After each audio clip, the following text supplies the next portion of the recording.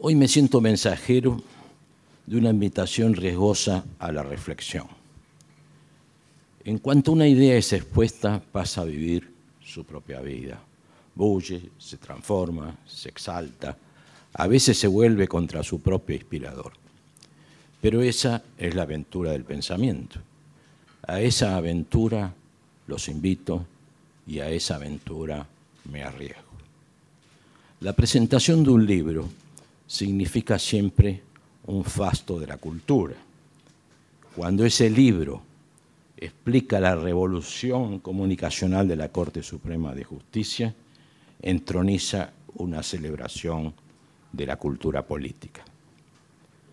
El libro que hoy nos concita promete desde su tapa. Enuncia su título aquello en que cree, lenguaje llano en la justicia, para ilustrar a la gente sobre derechos que la hagan sentir plena y protegida, con la Constitución como enseña, sabiendo que la Constitución es lo que la Corte Suprema dice que es. También considera los medios, convertidos en intermediarios necesarios y accesibles, después de haber sido desconocidos en tal carácter muchas veces.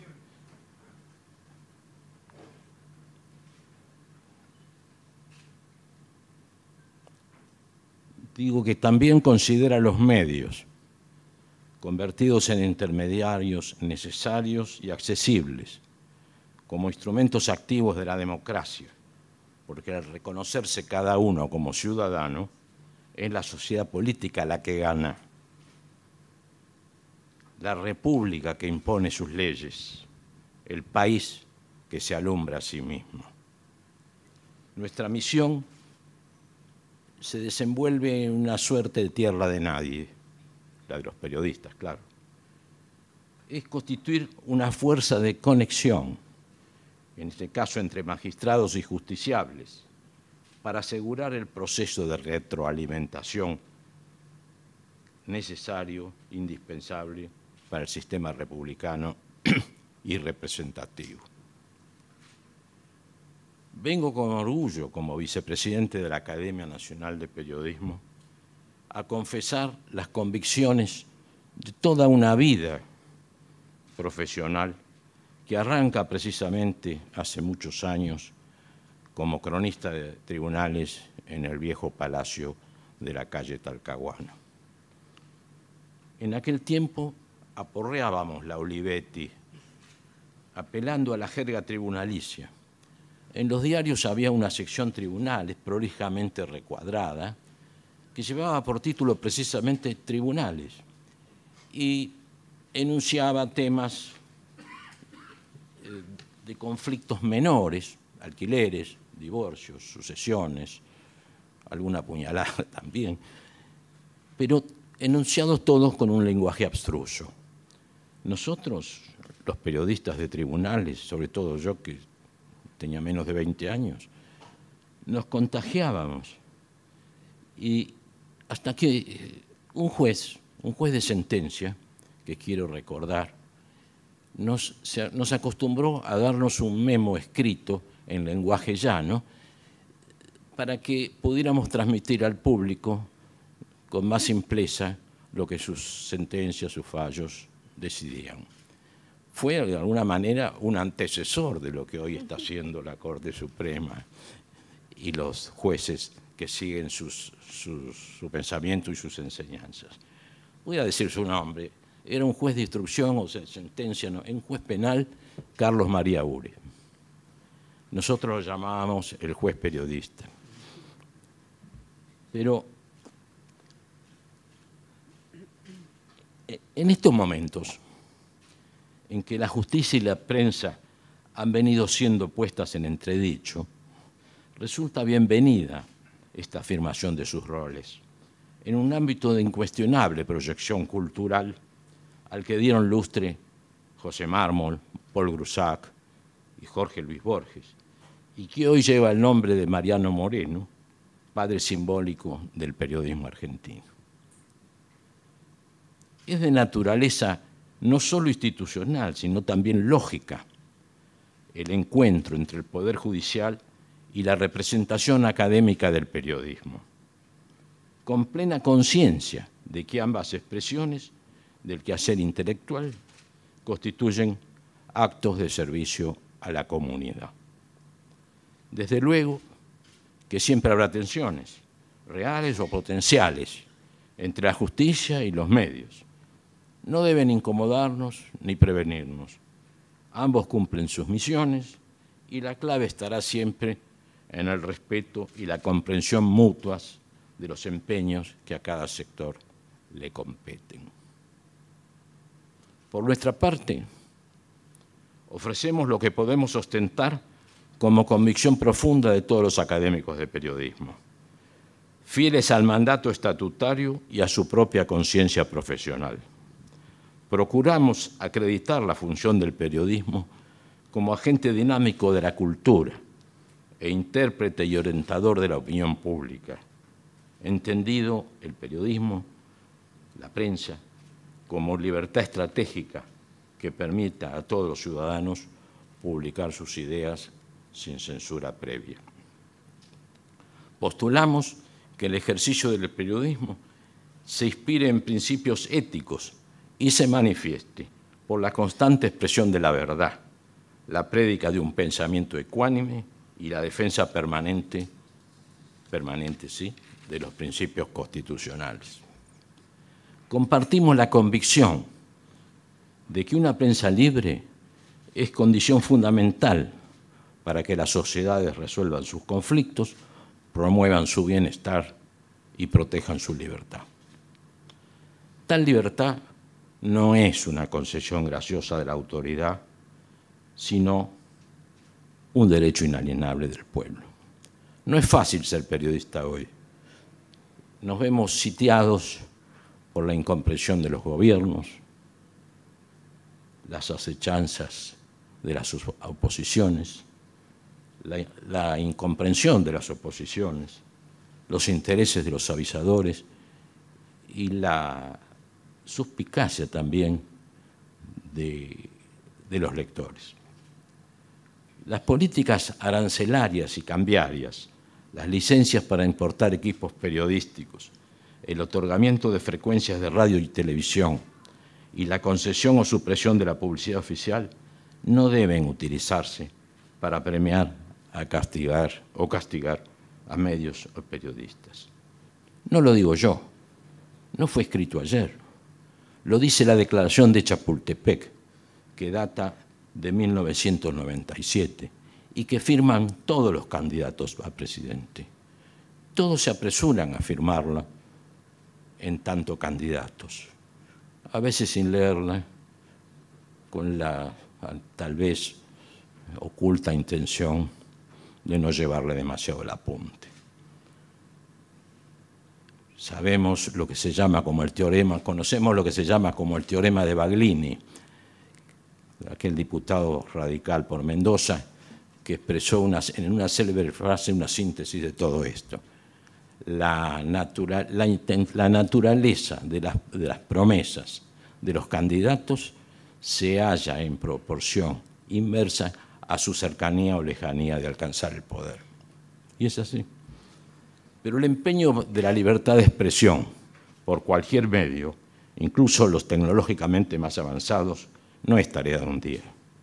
Es un afán permanente. Se trata de una causa esencial para la democracia y la civilización. No solo es baluarte y antídoto contra todo abuso de autoridad, es el aliento cívico de la sociedad. Defenderla cada día es honrar nuestra historia y dominar nuestro destino.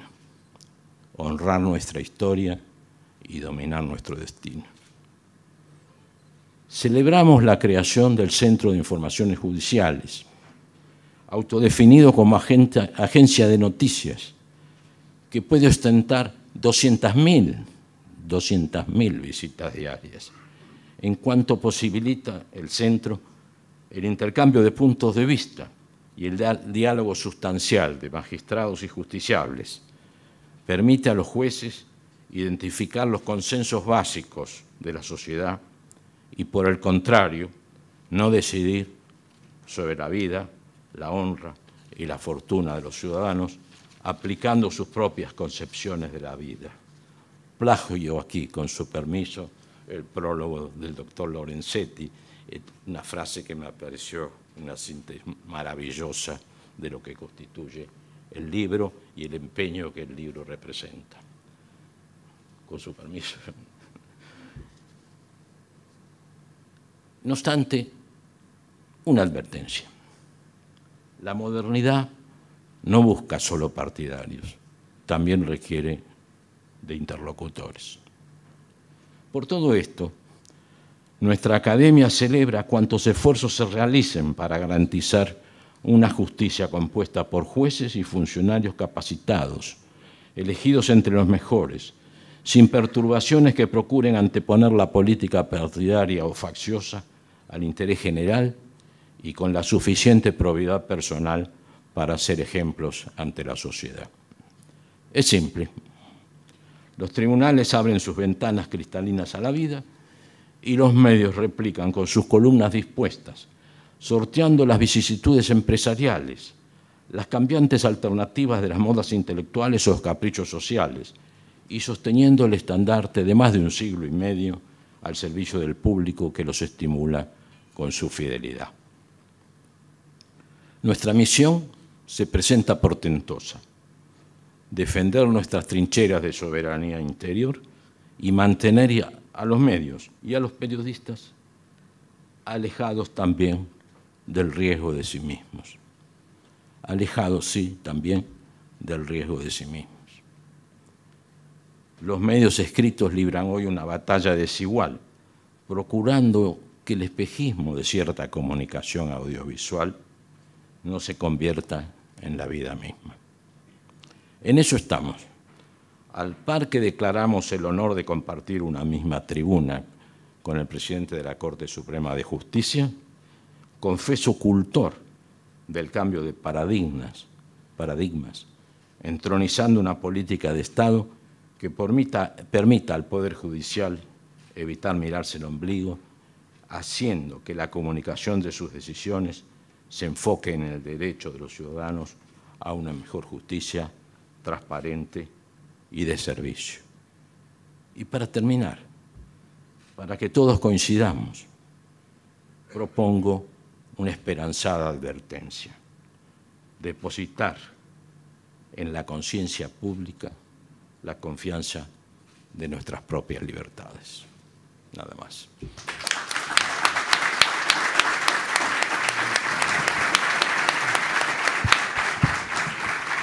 Buenas tardes a todos. Quiero comenzar agradeciendo al señor director de la Biblioteca Nacional, Horacio González, que nos haya brindado este lugar que es inmejorable para la presentación de un libro. La presentación de un libro siempre es una fiesta y hacerla en este sitio me parece que es el mejor escenario posible. También quiero agradecer muy especialmente a la Academia Nacional de Periodismo por su participación en esta presentación y por la actividad que venimos realizando siempre de cooperación con todas las entidades del periodismo, ADEPA y la propia Academia, en profundizar este diálogo institucional. Nuestro tema de hoy es el libro, y el libro tiene muchísimos aspectos que me gustaría mostrarles a ustedes, porque comenzando por el título se habla de una revolución. Y esto es una revolución en el sentido de cambio de paradigmas. La Corte Suprema convocó a la Conferencia Nacional de Jueces en el año 2006, fue la primera, y en ese momento el título era Jueces y Sociedad. Y lo que discutimos en ese momento fue cómo cambiar la mirada y de seguir diciendo que la sentencia judicial es un acto profesional, emanado de un profesional, en un lenguaje profesional y dirigido a otros profesionales, pero al mismo tiempo armar una estructura que permita llegar a la población y llegar a la población con un lenguaje que no sea estrictamente profesional, sino un lenguaje comprensible, no técnico, comunicar la noticia judicial a todos los ciudadanos. Este fue el cambio de paradigma, un cambio de mirada, es decir, dejar de mirarnos internamente para mirar a la sociedad. Esta fue una decisión impulsada por la Corte Suprema, pero con una enorme participación de las asociaciones que integran el Poder Judicial de la Nación, federal y de las provincias, y con una activísima participación de los jueces y juezas de todo el país. Este cambio en la mirada no era una necesidad del Poder Judicial, sino un derecho de la población. Y lo que nosotros entendimos todos en ese momento es que todos los ciudadanos tienen un derecho a conocer las razones por las cuales se toman las decisiones judiciales. En esto consiste el cambio de mirada o de paradigma, reconocer los derechos que tienen los ciudadanos a saber cuáles son los fundamentos por los cuales se toman las decisiones. Este fue el cambio inicial. Luego se vino el interrogante acerca de cómo hacerlo. Y este libro tiene la virtud de reflejar, en primer lugar, y desde su título, el cambio de paradigma, el cambio de mirada, que es hoy una política de Estado, pero también todo el proceso que llevó a lo que hoy tenemos, que consideramos que es muy importante. Porque cuando tomamos la primera decisión en aquel año, hubo muchas dificultades. Empezamos con una página web, esa página web no anduvo, se suprimió, empezamos por otra, y después se formó un equipo, siempre muy, muy pequeño. Todos aquellos que conocen el Centro de Información Judicial saben que no es una enorme estructura, sino que es una pequeña estructura basada en el esfuerzo personal, en el sacrificio cotidiano. Y comenzó todo un proceso de intentar convencer a cada uno de los jueces y juezas del país que publiquen sus sentencias. Ese proceso fue muy fructífero y creo que al poco tiempo fueron los jueces y juezas los que se sintieron también identificados con la necesidad de hacer conocer sus decisiones de manera rápida. Entonces, este es un producto, y el libro lo muestra, de una gran interacción de jueces y juezas convencidos de que hay que servir a la comunidad. Ustedes pueden ver ahí muchas fotos, muchas experiencias contadas sobre casos concretos que fueron muy difíciles, que hoy a la distancia parecieran cosas sencillas, pero no lo fueron. Transmitir la causa Cromañón fue algo muy complejo, o muchas de otras causas que están ahí relatadas. Fueron experiencias difíciles porque eran experiencias iniciales, y si no hubiera sido por la extraordinaria voluntad de muchos magistrados, jueces y juezas, esto no hubiera sido posible. También fue necesario contar con la participación del periodismo, porque nosotros que estamos haciendo una actividad judicial sabemos de derecho, pero no sabemos muy bien cómo comunicarlo. Y el periodismo conoce el lenguaje periodístico, pero muchas veces tienen dificultades para saber cómo se comunica, qué se comunica en términos judiciales.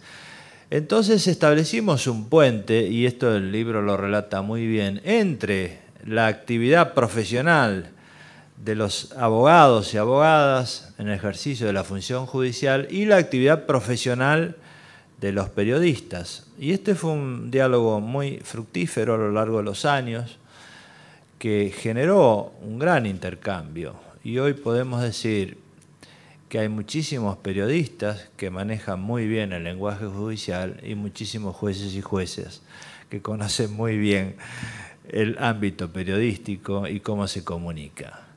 Entonces, este primer cambio en la mirada tuvo como resultado la generación de actores que llevaran a cabo la política de Estado. Y esto es muy importante, tanto la participación de los jueces y juezas como del periodismo fueron decisivos. Luego vino la gran innovación tecnológica, es decir, este proceso no se podía hacer con la Olivetti, como dice muy bien mi querido amigo Laín. Es decir, no era posible, esto fue mucha tecnología. Y entonces el Centro de Información Judicial comenzó a tener muchas transformaciones propias. O sea, desde que se inició hasta ahora estuvo en un constante cambio. Si ustedes siguieran, y esto lo muestra bien el libro, fue un proceso constante de innovación. La innovación es fundamental en las sociedades y en los proyectos y en las políticas de Estado.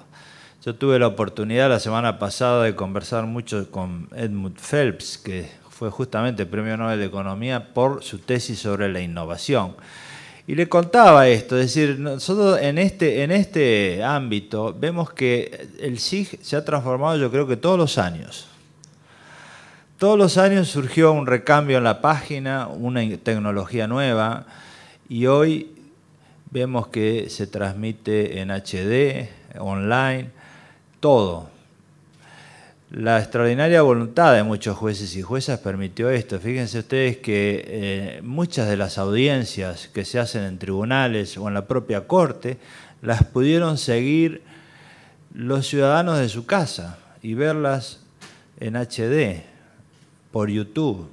Esto es una innovación extraordinaria. Hoy la actividad periodística tiene la posibilidad de que cuando salen muchas sentencias las reciben por Twitter al instante. Esta es otra innovación impresionante. Realmente toda la tecnología está incorporada hoy en el Centro de Información Judicial y este libro cuenta cómo se construyó poco a poco todo este proceso tecnológico muy innovador y que seguirá innovando, porque es importante la innovación constante. Otro aspecto que me parece también de mucha relevancia para mostrar es que el SIG comenzó siendo un solo instrumento comunicacional, es decir, transmitir las noticias, pero fue creciendo desde una página web a transformarse en una agencia de noticias. Agencia de noticias en el sentido de que es el propio Poder Judicial el que comunica.